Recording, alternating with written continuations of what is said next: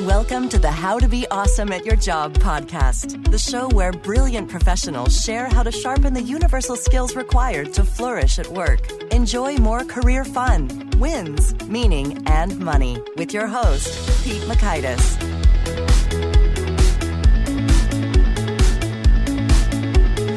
Hello, and thanks so much for joining us here for episode 221 with Celeste Headlee. Celeste has a wealth of experience and wisdom when it comes to having fantastic conversations, and she shares that wisdom with us. So you'll learn 1, the top ways to have better conversations, 2, the myths you believe about good listening, and 3, an eye-opening way to find out your bad habits as a conversationalist. So if you'd like to check out the show notes or the transcript or the links to items that we've referenced here, it's on over at awesomeatyourjob.com/EP221. That's the letters EP and the numerals 221. Now, here is Celeste's story. Celeste Headlee is a public broadcast radio show host and author of Herd Mentality and We Need to Talk. Celeste Headlee is the host of On Second Thought at Georgia Public Broadcasting in Atlanta, and has been a host and correspondent for NPR and PRI since 2006. She has trained many journalists through NPR's Next Generation program and has appeared as a guest on CNN, the BBC, and other international networks. In 2012, she anchored presidential election coverage for PBS World. Now, here's Celeste. Celeste, thanks so much for joining us here on the How to Be Awesome at Your Job podcast. My pleasure. Well, you've got a pretty cool background. I'd love to hear a little bit of the inside scoop when it comes to presidential election coverage for PBS World. Well, that was when PBS World was dipping its toe. You know, PBS World focuses a lot on documentaries coming, not surprisingly, from all around the world. But one of the things they've discovered that as American politics is so much of interest to an international audience that they wanted to actually, have a reporter right there on the ground.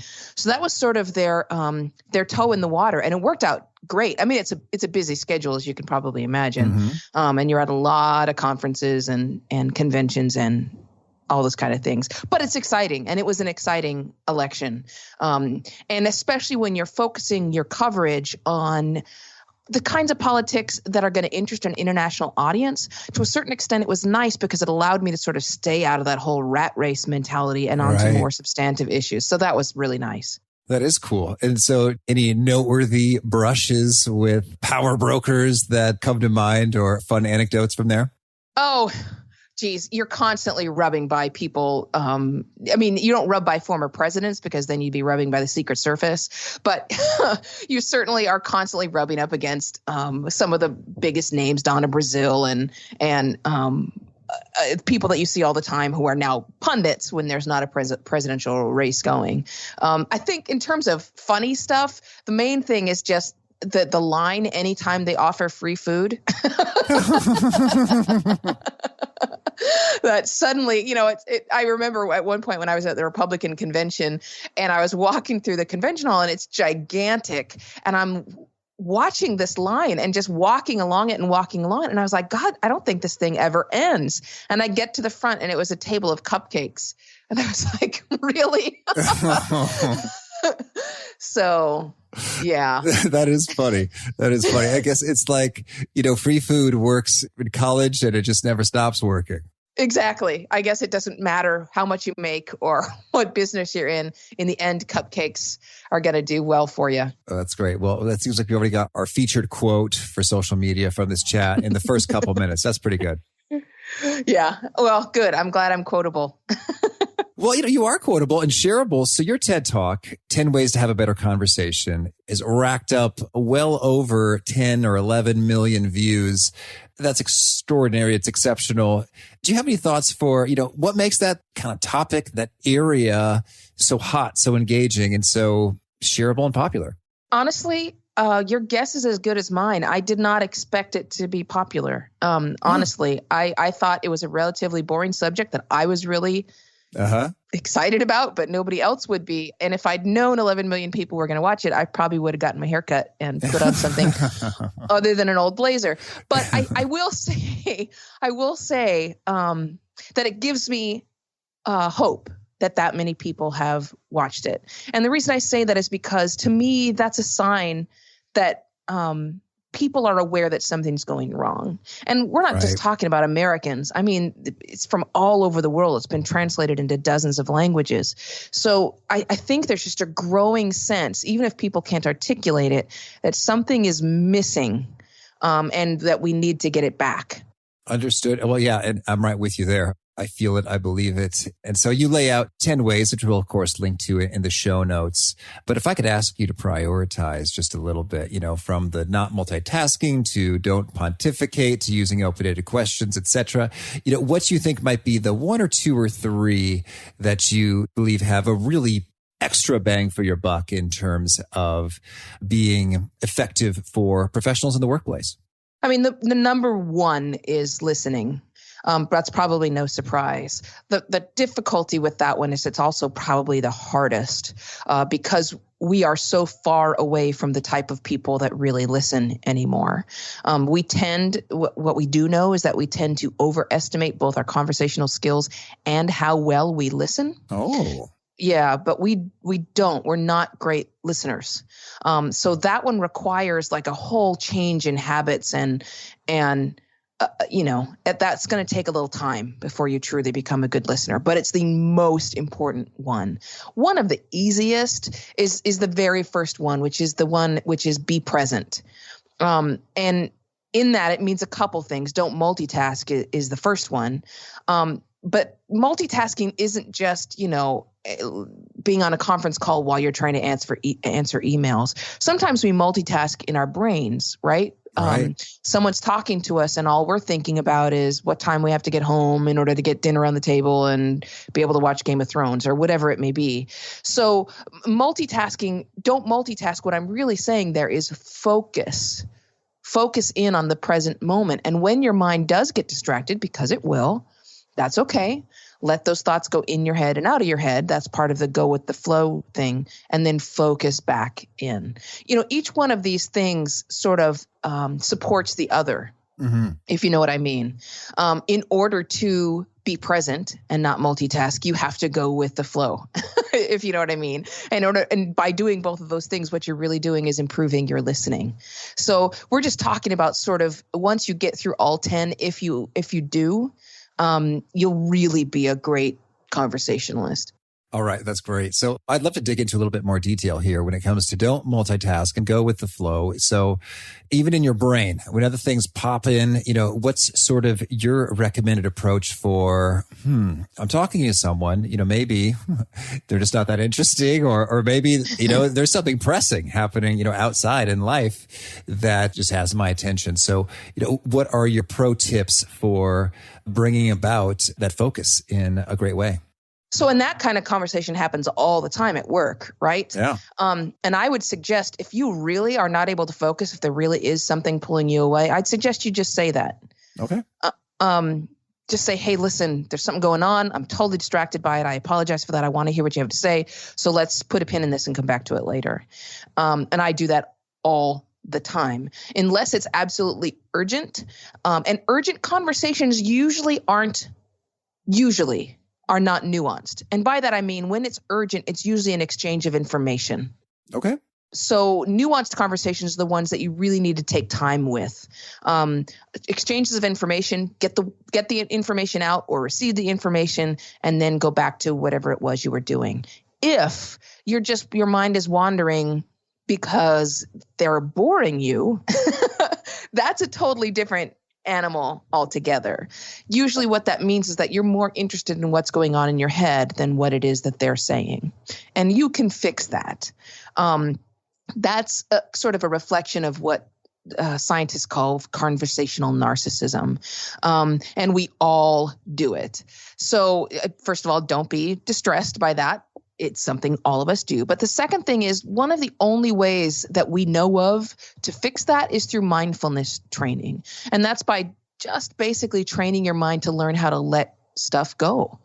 When thoughts come into your head, you should be able to say, oh, there's a thought, and then you just let it pass right back out and then return your focus to what the other person was saying. And if they really are boring you, that's where the one tip where it talks about questions comes in, because good questions can lead that person into a more engaging and interesting conversation. You just got to ask them some questions. This is the thing I tell people all the time. Everyone has really interesting stuff to tell you. Mm-hmm.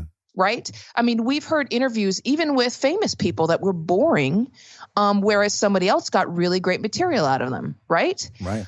So the reason for that is because someone asked them really good questions and someone didn't. And so if you want to get interesting stuff out of somebody, ask good questions. So show some interest in what they're doing and find that thing that they really know better than anyone else. And then you're going to have an interesting conversation. Okay, excellent. So I'm hearing when it comes to the mental multitasking, it's just a matter of doing some of that training when it comes to the mindfulness stuff. And so you're saying it's just as simple as engaging in any number of meditation type things where you focus on breath, or you notice, oh, there's a thought, and you let it go. I'm thinking, do you write down these thoughts, or you just allow them to go? I don't usually. If I'm alone, I can, if they're important. Mm-hmm. But I do find that the thoughts come back. They rise to the surface again, and then if they're important, I can get back to them. But by following your little rabbit down your rabbit hole, you're getting further and further away from the conversation. The other person can't follow you there. So you just got to kind of, as you say, whatever your mindfulness training is, and that usually involves some kind of meditation, which, again, don't be afraid of meditation. I'm not entirely sure why people always connect meditation with spirituality, but meditation is more like yoga. It's a practice. And at this point, it's the only way that we know to train the brain to be mindful. Okay, that's potent. All right, so does that cover sort of the multitasking phase? Is there more to be said about listening well? There is so much to be said about listening well. There is so much incredible work going on. But I will say this, that, human beings are not really born knowing how to listen. So anyone who's had a kid or a baby knows that we come out of the room not ready to listen. We come into the world ready to scream. And that pretty much continues. We are much better at talking about ourselves than we are at listening to other people. And in a way that should be a comfort to you, because it means all of us struggle with it. The other thing that's interesting, and it comes out of this research in Australia and New Zealand, what they found was that if you are trying to learn how to listen better, you aren't going to do that through osmosis. You don't learn to listen while you're in history class or anywhere else. You have to actually take a course in listening, and they have to tell you, you are learning how to listen better, and then they teach you. And that's the only way they've seen that needle move in terms of how well people listen and pay attention, and most importantly, retain information. Now, this is so intriguing. So first of all, I want to know, how does one measure? When you say move the needle, I'm envisioning a gauge, in terms of, I have like a dial or a dashboard, like speedometer type situation, move the needle. And so I'm imagining there's a number or something. Like, how do we measure one's listening quality? Is that like a recall percentage, or what are we thinking? Yeah, it's usually retention, how well you can, the father of listening, the guy that we call the father of listening, Ralph Nichols, started a lot of this research back in the 1950s, 60s, 70s. And he discovered that within, they would say to people in their various studies, okay, listen really carefully. Somebody's going to talk to you for a few minutes. I want you to listen very carefully, because then we're going to quiz you. And what they discovered was, even with them listening carefully, they could only retain about 50% of what they just heard. Within 48 to 72 hours, another 25% was gone. And after that, it just basically disappeared. So if you're trying to, and in business, think about how often we go to annual conventions or have annual staff meetings or something, and you say the exact same thing every year. Right. Because it never actually quite makes it to our memory banks. So when you talk about listening, that's the measure that they use, is how well did you hear? How well did you understand? right? It can't be a game of telephone where by the time you get to the end of the string, it's not at all what the first person said. Mm-hmm. So there's a couple different measures in terms of understanding and retaining, and they've been using those for decades. And that's one of the things where I say, look, this isn't the problem with the smartphone. This is just a human problem. I know, that's so fascinating. So if I were to take a course, and I kind of want to now because I dig learning, and I just get really sort of excited when you can measure progress on something, whether it's, strength training in the gym or now you've introduced measures of listening capacity, which is exciting for me just because that's how I roll. So if I were to take such a course, well, one, where would I find one? And two, what might be some of the sorts of exercises and practices I would do in it to improve my skills? I think that really depends on who's teaching it. They do have workshops available. I do workshops sometimes, especially for companies, in order to help you listen better. And I can tell you that when I'm doing them, some of the most powerful things I do are improv exercises. Improv requires you to really work as a team, right? Mm-hmm. Because improv is a yes and exercise. You can't contradict what you just heard. And you also have to listen all the way to the end, or they may have mentioned a robbery that you didn't pay attention to, and that, changes the whole scene. So improv, anything that sort of kind of gets you in the moment and really focused on another person is what's really going to help you. Some of the other things that you can do are things that are frankly often used for people with learning disabilities, learning how to co-talk. So repeating back words as someone's literally saying them, which always makes people really uncomfortable. I make them stand within a couple inches of somebody and just stare at their lips and try to say the words as they're being spoken. They try to say the words as they're being spoken. Yeah. I was just playing along with that. Okay. And they can. Yeah, and they can eventually, but it makes people uncomfortable, and that's okay. Discomfort is good in a listening exercise. Yeah, discomfortable people don't learn. In case you didn't notice. Well said. Well said. And so then you're saying they can eventually. So at first they're struggling because there's like maybe a lag in terms of like 2, 3, 4 seconds behind what they were saying, and then with practice they can do it sort of real time. Is that what you're saying? Yeah, actually, at first, that's usually because they're laughing. They feel uncomfortable and they start laughing. But if they can get over that, then they can eventually do that. What's interesting is that one of the things I talk about is this incredible research out of Princeton, just from a couple years back. And what they did was they held this experiment where they had somebody sit down and tell an engaging story. In one instance, it was a girl telling a story about a totally disastrous prom. All right. And then they would have people come in, and they hooked them all up to fMRI machines so they could watch their brainwaves. And they had people come in and listen to that story. And what they discovered was that when people were listening in an engaged way, when they were actually focused, the brainwaves of the listener and the speaker synced up. Oh, wow. They paralleled each other. And sometimes the sync was so strong that the listener's brainwaves would anticipate changes in the speaker by a fraction of a second. Whoa. Right? Now, science calls this neural coupling. I call it mind weld because I used to watch Star Trek. Oh, yeah. Uh-huh. But either way, that's amazing. That's an incredible talent that human beings have. And as far as we know, no one else does. We just don't tap into it. Wow. Well, it does sound sci-fi. Yeah. Or like supernatural. It's just really wild. And so then you're saying that is achievable for anyone who comes to master listening.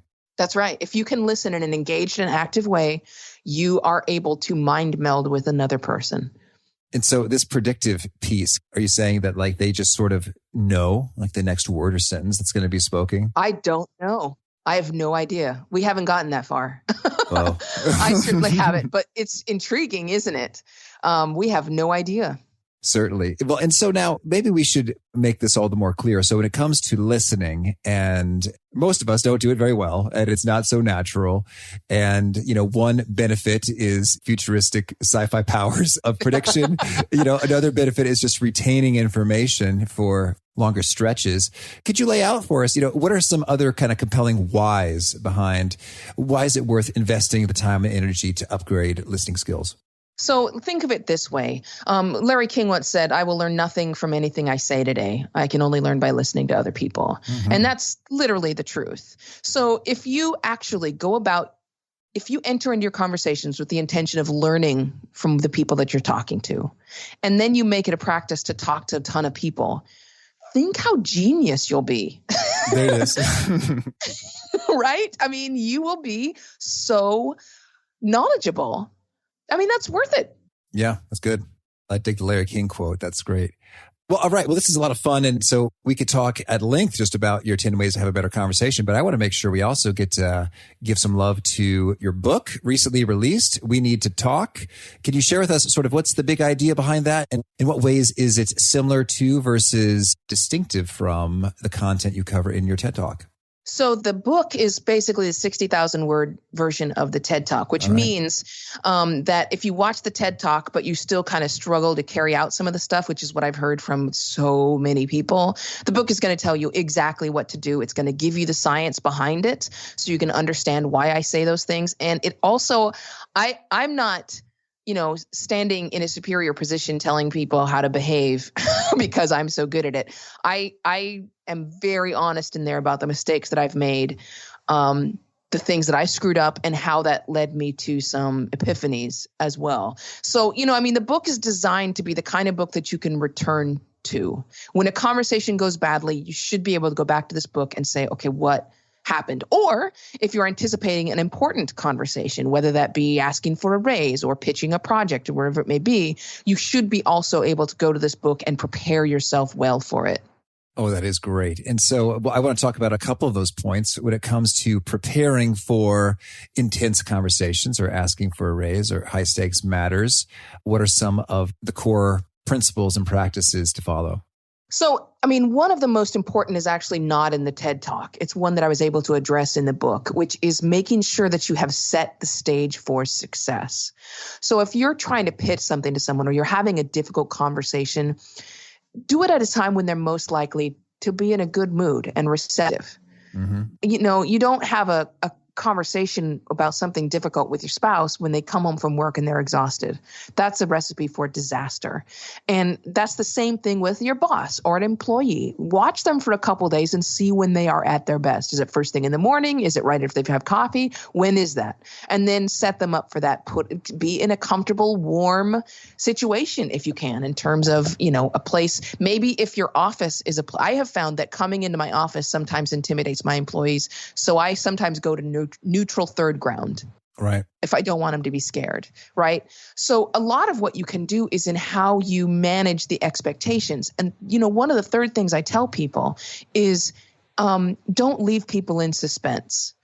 People they become anxious when they're worried about what you're going to say. So, for example, I had an employee that I needed to reprimand last year, and he came in and he sat down and I said, listen, this is a reprimand. But you are not in any way, shape, or form fired. This isn't a pathway to firing you. All that I'm intending to do is figure out a plan to get you back on track. And you could see him relax. So that's great. Yeah, we were ended up able to actually have a real conversation in which he listened to me rather than sitting there terrified that he was about to lose his job if he said the wrong thing. And I think it's just so powerful as well when you can just name it and just vocalize like what someone else is thinking, feeling, experiencing. I remember one time on the opposite side of things, it was wild. There was just sort of a very odd fellow who tried to sell me many copies of his self-published books. And I just bumped into him at a Subway restaurant. And he said, hey, could you give me some feedback on this book? He just slopped it on my table there. And I was like, well, I've been there before needing feedback on a book. So sure, I'll tell you just what I think, how come I can't see a title on the spine, all these things, know, and so he's like, oh, and so then he became very fascinated with me. And I kind of wanted to be done with our conversation after about, 3 minutes and he did not. And so, but it was amazing how he just sort of keyed in on what I was feeling. He's like, it seems as though each sentence I say causes a greater degree of concern for you. It's like, well, it really does. And glad you picked up on that. Yeah, but it didn't stop him, from going. Yeah, I probably would have cut him off. But it's fascinating how, sure enough, him just sort of, naming it, caused me to kind of get sucked in a little bit farther in terms of, in terms of being engaged and intrigued by what is up with this guy. And he seems to be picking up on some stuff. And so whether it sort of calms or inflames, I think that there's just something potent about sort of specifying, exactly where someone is and what their experience is. And it just sort of can change the stage in a hurry. Absolutely. And I've tried every single thing that I put in the book are things that I tried out. I mean, when I first started researching this years ago, I went to all those books and sources that gave us information on better conversation. And I tried that stuff out too. And that's why I know it doesn't work. Well, can you tell us something that does not work? Yeah, that whole, maintain eye contact and nod your head and say to show that you're paying attention. It's just crap. I mean, that does not work at all. I mean, eye contact is a powerful thing, but you can't force it.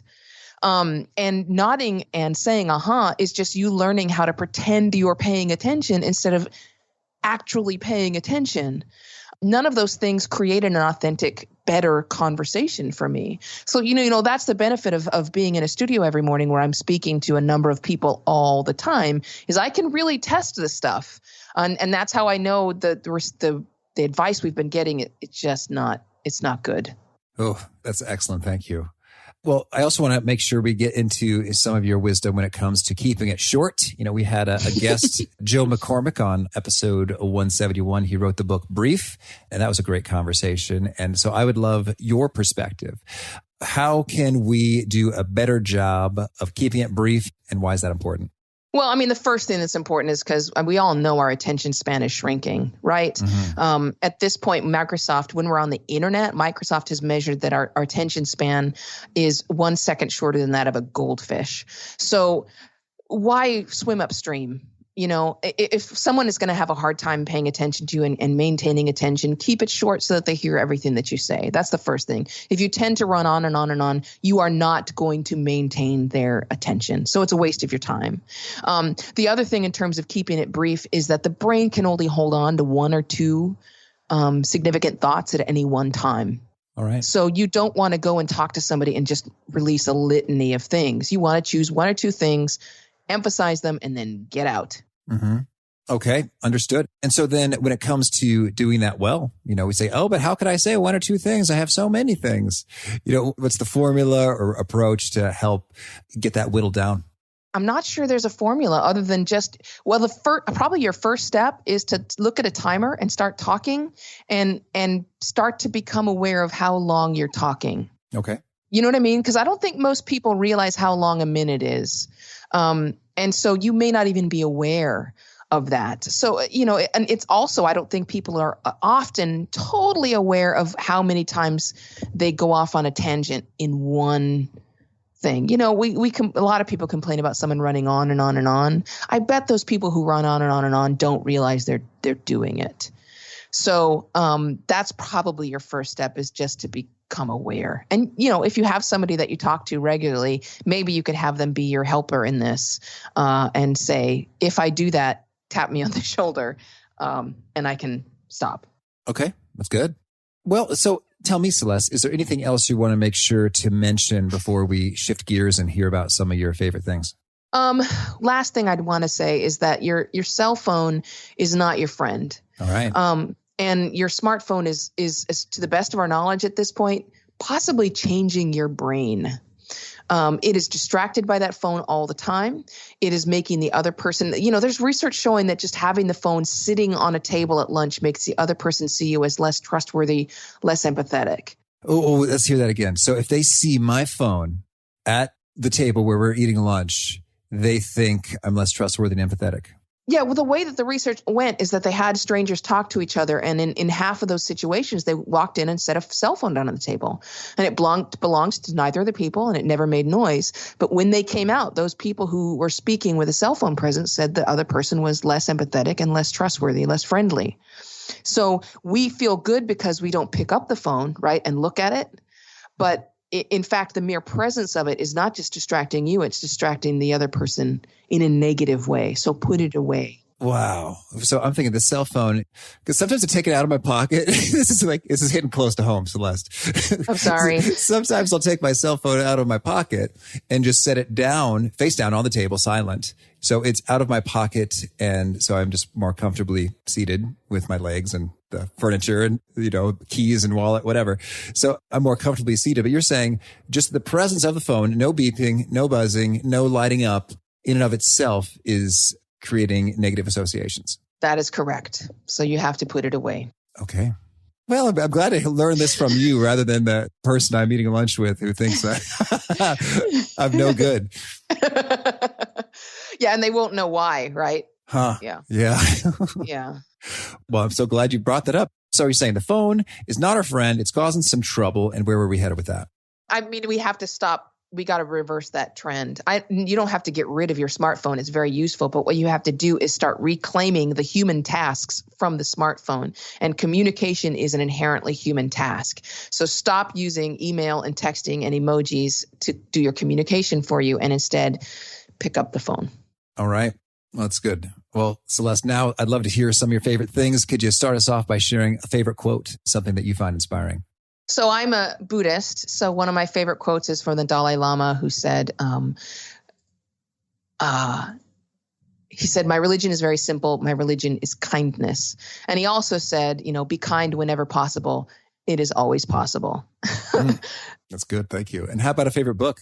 That one is really difficult, but I would say probably anything by Charles Dickens. And in fact, some of the best reading, one of the books I've read the most over the course of my life was A Tale of Two Cities, which I really like, and I think is actually really relevant to the situation that we find ourselves in today. And it's not quite as depressing as Bleak House, for example. Oh, thank you. And how about a favorite tool? My favorite tool is my Fitbit. Okay. Yeah, it would have to be my Fitbit because it reminds me when I've been sitting at my computer for too long, and it tells me to get up. Okay. And how about a favorite habit? My favorite habit is waking up in the morning and doing my exercise first thing at like 5 or 5:30 a.m. That just sets me up for success in the day. And what is the exercise of choice? It's a combination of circuit training and cardio. I switch them out. Okay. So like there's a gym full of machinery that you're doing sort of resistance training. Okay. Exactly. And if you're up at that hour, man, choir, when do you go to bed and are you getting enough sleep, Celeste? I'm concerned. I am getting lots of sleep. Good. I do have a sleep. I do have a sleep tracker as well. Oh, that's on top of the Fitbit or integrated into the Fitbit? No, on top of the Fitbit. Huh. Tell us about that. I am all for using technology for things I can't do. Okay. I just don't want you to use for technology for things you do better. I go to sleep. I'm in bed by like 9 or 9:30. Okay, solid. Well, so now I need to know, what's the sleep tracker and should I buy it? What's the story with it? It does better than my Fitbit can do? Oh, yeah. And I use an S Plus ResMed, ResMed, and it is fantastic. That sounds medical. What is this? It is. In fact, that's the same company that makes the devices for when you have trouble at night. So it is a medical company that makes it. It is remarkably accurate, and it gives you in the morning little tips. It says, you had trouble getting to sleep last night. It could be because the light level in your room was at this level. Oh, it knows that. It could be that there was too much sound in your room because we tracked this. Yeah, it's very helpful. So let's spell that out. Can I buy this on Amazon? Do I need to see a physician? S Plus ResMed? ResMed. That's right. Oh, S space ResMed. Oh, my personal sleep solution for just $45 or so, huh? Okay. Oh, Celeste, it's so funny. Sleep is a personal passion of mine, and the listeners may have intuited that the two longest episodes of them all were me grilling sleep doctors. And so they were great. The sleep doctors. Highly recommended. That's so good. Well, I'm buying one. Thank you. Okay, perfect. Now, and is there a particular nugget, that's something that you share in your speaking, in your writing, or you're working with teammates that really seems to connect and resonate with them? So here's the last little tidbit I'll share, and this is in the book as well. One of the most powerful things you can do to start being more aware of how good you are in conversation is make a list of like the 5 things that other people do in conversation that you hate. All right. The things that just bug you the most. Then take that list without telling people what it is, but asking for their complete honesty. Take it to them and say, okay, how many of these things do I do? All right. And that might be a little bit of a shock to some people because you will often find the things that bother you the most are the things that you are doing to other people. But it is a really good eye opener. Okay. Excellent. Well, Celeste, tell me, if folks want to learn more or get in touch, where would you point them? Well, they can certainly go to my website, celesteheadlee.com. At this point, the best thing you could possibly do is buy the book. Okay, perfect. And the book is called We Need to Talk. And it is available for purchase right here, right now, wherever books are sold. Anything we should add about that? No. Okay, perfect. In any sort of final challenge or call to action, get the book. And is there more? Get the book. No, and start talking, start having small talk with your Uber driver and your barista. Okay. Perfect. Well, Celeste, this has been a whole lot of fun. I definitely learned some things, and I'm sure listeners did as well. So I wish you tons of luck with, big sales for We Need to Talk and all the stuff that you're up to. Thank you. I really appreciate it. It was good to talk to you. I was really intrigued by Celeste's recommendation to list the 5 things that you really hate in a conversation and watch out to see if you're doing those because you're at elevated risk for doing so. For the record, as I reflect on this myself, for me, it's when people say, uh-huh, or sort of the I'm listening words, which we learned can really just be fake I'm listening words, sort of prematurely. So if I say, I'm really looking forward to this weekend, and I say, I'm really looking forward to, and I hear an uh-huh, right there's like, well, I'm not done. This isn't a pause. It's like a micro interruption, and I don't like it. So I don't know. That's one of my things. Hopefully I don't do it. Let me know if we're chatting and I do, and I'm sorry. So if you want to check out the show notes or the transcript or the links to items that we've referenced, it's on over at awesomeatyourjob.com/ep221. I also hope you'll push subscribe. You'll catch our next guest. We're talking to Rich and Marcus from the Paychecks and Balances podcast. These dudes are a lot of fun and have some real wisdom that could result in you reaping many, many more thousands of dollars over the course of your career. Peace.